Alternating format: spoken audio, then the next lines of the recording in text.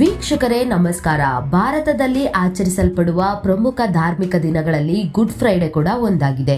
ಇದು ಕ್ರಿಶ್ಚಿಯನ್ ಸಮುದಾಯಕ್ಕೆ ಪ್ರಮುಖವಾದ ದಿನ.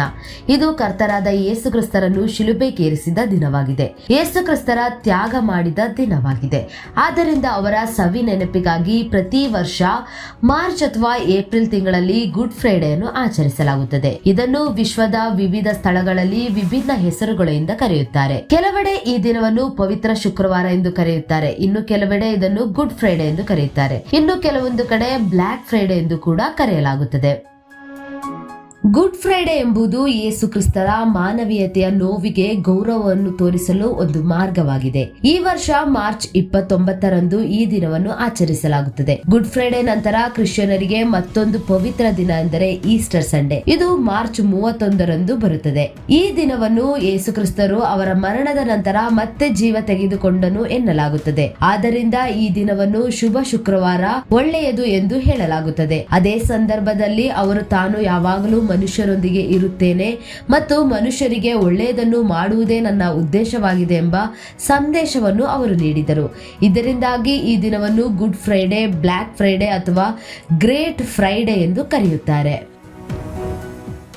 ಹೊಸ ಒಡಂಬಡಿಕೆಯ ಪ್ರಕಾರ ರೋಮನರು ಯೇಸುವನ್ನು ಶಿಲುಬೆಗೇರಿಸಿದ ದಿನ ಗುಡ್ ಫ್ರೈಡೆ. ಯಹೂದಿ ಧಾರ್ಮಿಕ ಮುಖಂಡರು ಯೇಸುವನ್ನು ದೇವರ ಮಗನೆಂದು ಹೇಳಿಕೊಳ್ಳುವುದಕ್ಕಾಗಿ ದೇವದೂಷಣೆಯನ್ನು ಖಂಡಿಸಿದರು. ಯೇಸುವಿನ ಕೃತ್ಯಗಳಿಂದ ಅವರು ಉದ್ರೇಕಗೊಂಡರು. ಜೊತೆಗೆ ಅವರನ್ನು ರೋಮನರ ಬಳಿಗೆ ಕರೆತಂದರು. ರೋಮನ್ ನಾಯಕನಾದ ಪಂದ್ಯೋಸ್ ಪಿಲಾತನು ಯೇಸುವನ್ನು ಶಿಲುಬೆಗೇರಿಸಲು ಶಿಕ್ಷೆ ವಿಧಿಸಿದರು.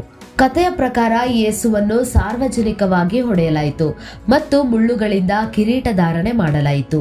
ಯೇಸುವನ್ನು ಜರ್ಜರಿತ ಸ್ಥಿತಿಯಲ್ಲಿ ಬೀದಿಗಳಲ್ಲಿ ಮರದ ಶಿಲುಬೆಗೆ ಹಾಕಿ ಗೇಲಿ ಮಾಡುವ ಗುಂಪಿನ ನಡುವೆ ಸಾಗಿಸಲು ಒತ್ತಾಯಿಸಲಾಯಿತು. ಅಂತಿಮವಾಗಿ ಅವರನ್ನು ಮೊಳೆಗಳಿಂದ ಪಾದಗಳನ್ನು ಶಿಲುಬೆಗೆ ಹೊಡೆಯಲಾಯಿತು. ಅವರು ಸಾಯುವವರೆಗೂ ಶಿಲುಬೆಯಲ್ಲಿ ನೇತಾಡುತ್ತಿದ್ದರು. ಇದು ಶೋಕದ ದಿನವಾಗಿದೆ. ಈ ದಿನವನ್ನು ವಿಶ್ವದಾದ್ಯಂತ ಕ್ರೈಸ್ತರು ಆಚರಿಸುತ್ತಾರೆ. ಮಾನವರ ಪಾಪಗಳಿಗಾಗಿ ಯೇಸು ನರಳಿದರು ಮತ್ತು ಸತ್ತರು ಎಂದು ನಂಬಲಾಗುತ್ತದೆ. ಆದ್ದರಿಂದ ಈ ದಿನವನ್ನು ಮನುಷ್ಯರ ಪಾಪಗಳಿಗೆ ಕ್ಷಮೆ ಕೇಳಲು ಆಚರಿಸಲಾಗುತ್ತದೆ. ಜನರು ತಮ್ಮ ಜೀವನದಲ್ಲಿ ನೋವು, ಸಂಕಟದಿಂದ ಮುಕ್ತರಾಗಬೇಕೆಂದು ಪ್ರಾರ್ಥಿಸುತ್ತಾರೆ. ಕ್ರಿಶ್ಚಿಯನ್ ನಂಬಿಕೆಗಳ ಪ್ರಕಾರ ಯೇಸುವಿನ ಮರಣವು ಎಲ್ಲಾ ಪಾಪಗಳ ಅಂತ್ಯವನ್ನು ಸೂಚಿಸುತ್ತದೆ. ಎಲ್ಲಾ ಪಾಪಗಳನ್ನು ತೊಳೆದು ಹಾಕಿದ ನಂತರ ಹೊಸ ಆರಂಭದ ಸಾಧ್ಯತೆ ಇದೆ ಎಂದು ಇಂದು ತೋರಿಸುತ್ತದೆ. ಇದು ಈಸ್ಟರ್ ಭಾನುವಾರದಂದು ಯೇಸು ಕ್ರಿಸ್ತರ ಪುನರುತ್ಥಾನಗೊಂಡರು ಎಂದು ಹೇಳಲಾಗುತ್ತದೆ. ಈ ಗುಡ್ ಫ್ರೈಡೆಯನ್ನು ಸುಮಾರು 2000 ವರ್ಷಗಳ ಹಿಂದೆ ಮಾನವ ಕುಲವನ್ನು ರಕ್ಷಿಸುವ ಜನರಿಗೆ ಸರಿಯಾದ ಮಾರ್ಗವನ್ನು ತೋರಿಸಲು ಲಾರ್ಡ್ ಜೀಸಸ್ ಪ್ರಯತ್ನಿಸಿದರು. ಕತ್ತಲೆಯಿಂದ ಬೆಳಕಿಗೆ ಅವರನ್ನು ಸರಿಸಲು ಪ್ರಯತ್ನವನ್ನು ಕೈಗೊಂಡರು. ಈ ದಿನದಂದು ಶಿಲುಬೆಯ ಸಾಂಕೇತಿಕ ರೂಪವನ್ನು ಎಲ್ಲಾ ಚರ್ಚುಗಳಲ್ಲಿ ಇರಿಸಲಾಗುತ್ತದೆ. ಕ್ರಿಶ್ಚಿಯನ್ ಧರ್ಮದ ಅನುಯಾಯಿಗಳು ಪರಸ್ಪರ ಒಟ್ಟಿಗೆ ಸೇರುತ್ತಾರೆ.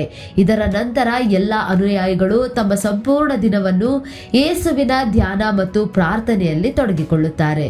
ಜನರು ಈ ದಿನ ಚರ್ಚಿಗೆ ಭೇಟಿ ನೀಡಿ ಉಪವಾಸ ಮಾಡುತ್ತಾರೆ ಮತ್ತು ಯೇಸು ಕ್ರಿಸ್ತರಿಗೆ ಪ್ರಾರ್ಥನೆ ಸಲ್ಲಿಸುತ್ತಾರೆ. ಅನೇಕ ಚರ್ಚುಗಳಲ್ಲಿ ಯೇಸು ಕ್ರಿಸ್ತರ ಜೀವನ ಚರಿತ್ರೆಯ ಬಗ್ಗೆ ಪ್ರಸ್ತುತಪಡಿಸುತ್ತಾರೆ. ಇತರ ಆಧ್ಯಾತ್ಮಿಕ ಚಟುವಟಿಕೆಗಳು ಮತ್ತು ಪ್ರಾರ್ಥನೆಗಳು ತಮ್ಮನ್ನು ತಾವು ತೊಡಗಿಸಿಕೊಳ್ಳುತ್ತಾರೆ. ಇದು ಪಶ್ಚಾತ್ತಾಪ ಮತ್ತು ಸ್ವಯಂ ನಿರಾಕರಣೆಯ ದಿನ. ಇದು ಯೇಸು ಕ್ರಿಸ್ತರಿಗೆ ದುಃಖದ ದಿನ.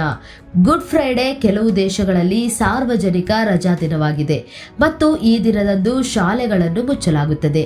ಈ ದಿನ ಜನರು ಬಿಸಿ ಕ್ರಾಸ್ ಬನ್ಗಳನ್ನು ತಿನ್ನುತ್ತಾರೆ ಮತ್ತು ಇದು ಕ್ರಿಶ್ಚಿಯನ್ ಜನರು ಅನುಸರಿಸುವ ಸಂಪ್ರದಾಯವಾಗಿದೆ. ಕೆಲವು ಕ್ರಿಶ್ಚಿಯನ್ನರು ಗುಡ್ ಫ್ರೈಡೆಯ ಈ ಪವಿತ್ರ ದಿನದಂದು ಮಾಂಸವನ್ನು ತಿನ್ನುವುದಿಲ್ಲ.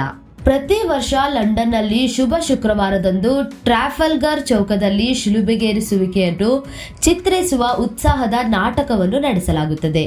90 ನಿಮಿಷಗಳ ನಾಟಕವನ್ನು ವೀಕ್ಷಿಸಲು ಸಾವಿರಾರು ಜನರು ಸೇರುತ್ತಾರೆ. ಇದು ಸಾರ್ವಜನಿಕರಿಗೆ ಮುಕ್ತವಾಗಿದೆ ಮತ್ತು ಸಂಪೂರ್ಣವಾಗಿ ಉಚಿತವಾಗಿದೆ. ಬರ್ಮುಡಾದಲ್ಲಿ ಜನರು ಯೇಸುವಿನ ಪ್ರಯಾಣ ಅಥವಾ ಸ್ವರ್ಗಕ್ಕೆ ಆರೋಹಣವನ್ನು ಹೋಲುವ ಗಾಳಿಪಟವನ್ನು ಹಾರಿಸುವುದರಲ್ಲಿ ತೊಡಗುತ್ತಾರೆ. ಕೆಲವು ಚರ್ಚ್ಗಳು ವಿಶೇಷವಾಗಿ ಮುಖ್ಯವಾಗಿ ಮೆಕ್ಸಿಕೋ ಮತ್ತು ಬೆಲ್ಜಿಯಂನಲ್ಲಿರುವವುಗಳು ಕಪ್ಪು ಅಥವಾ ಗಾಢ ಬಣ್ಣಗಳಿಂದ ಮುಚ್ಚಲ್ಪಟ್ಟಿರುತ್ತವೆ. ಯೇಸುವಿನ ಜನ್ಮಸ್ಥಳವೆಂದು ಪರಿಗಣಿಸಲ್ಪಡುವ ಜೆರುಸಲೇಂನಲ್ಲಿ ಕ್ರಿಶ್ಚಿಯನ್ನರು ಅದೇ ಮಾರ್ಗವನ್ನು ಅನುಸರಿಸುತ್ತಾರೆ. ಅದು ಯೇಸುವನ್ನು ಶಿಲುಬೆಗೇರಿಸಲು ಕಾರಣವಾಯಿತು. ಕೆಲವೊಮ್ಮೆ ಅದೇ ತೂಕದ ಶಿಲುಬೆಯನ್ನು ಹೊತ್ತೊಯ್ಯುತ್ತಾರೆ. ಐರ್ಲೆಂಡ್ ನಲ್ಲಿ ಈ ದಿನ ಮದ್ಯ ಮಾರಾಟ ಮಾಡುವುದು ಕೂಡ ನಿಷೇಧ ಮಾಡಲಾಗಿರುತ್ತೆ. ಒಟ್ನಲ್ಲಿ ಶುಭ ಶುಕ್ರವಾರವು ಸಂಪೂರ್ಣ ಪವಿತ್ರ ವಾರದಲ್ಲಿ ಹೆಚ್ಚು ಶೋಚನೀಯ ದಿನವಾಗಿದೆ ಮತ್ತು ಜಾತ್ರೆಗಳು ಹಾಗೂ ಕಾರ್ಯಕ್ರಮಗಳೊಂದಿಗೆ ಆಚರಿಸಲಾಗುವುದಿಲ್ಲ. ಯೇಸುವಿನ ತ್ಯಾಗವನ್ನು ನೆನಪಿಟ್ಟುಕೊಳ್ಳಲು ಮತ್ತು ಗೌರವಿಸಲು ಕ್ರೈಸ್ತರು ಸೇರುವ ದಿನ ಇದಾಗಿದೆ. ಮತ್ತಷ್ಟು ಅಪ್ಡೇಟಿಗಾಗಿ BN TV ಯೂಟ್ಯೂಬ್ ಚಾನೆಲ್ನ ಲೈಕ್ ಮಾಡಿ, ಸಬ್ಸ್ಕ್ರೈಬ್ ಮಾಡಿ. Anjali BN TV special desk, ಇದು ನಿಮ್ಮ ಧ್ವನಿ.